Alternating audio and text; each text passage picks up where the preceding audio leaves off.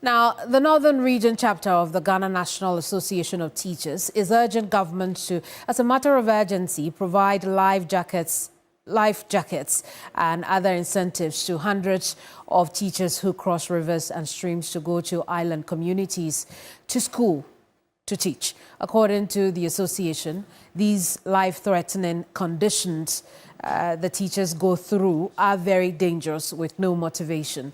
They also want government to expedite action on the implementation of the 20% allowance for teachers serving in rural and underserved communities. Now, President John Dramani Mahama, during his State of the Nation address earlier this year, announced plans to introduce a 20% allowance for teachers and health workers posted to rural and underserved areas.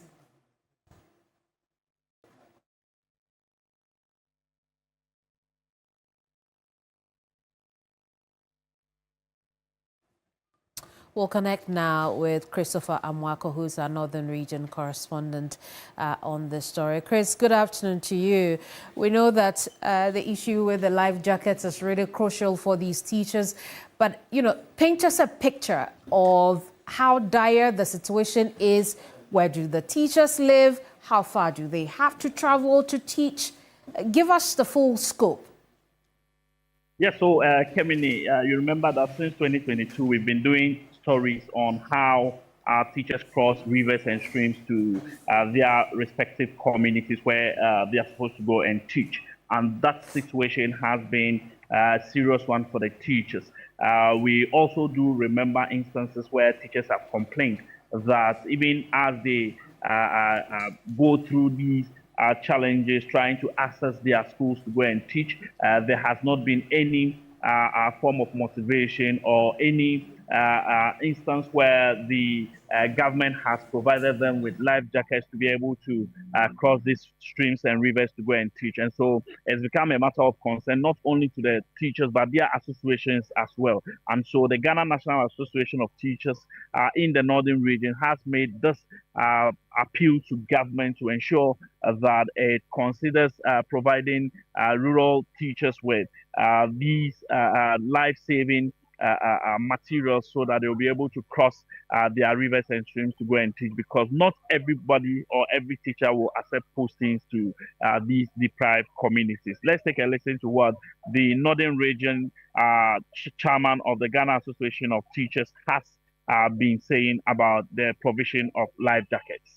Through a lot, particularly within here, some of them are crossing rivers to get to island communities, just to make sure that they do their job by way of trying to model, trying to nurture, trying to groom our young ones. Of course, in our collective bargaining agreement, we have what we call the 20% allowance for the deprived teacher. It has been there in the books for years.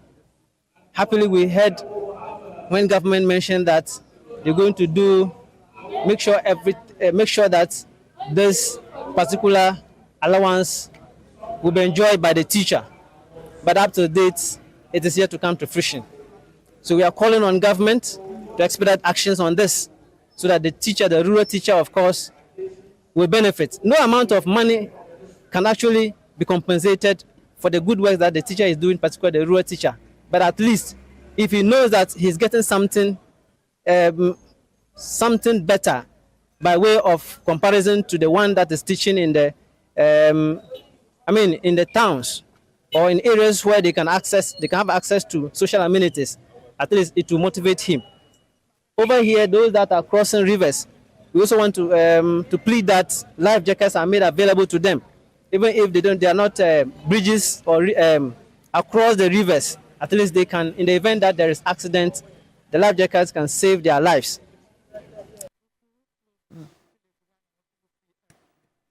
Well, Christopher, obviously a really important subject for the teachers.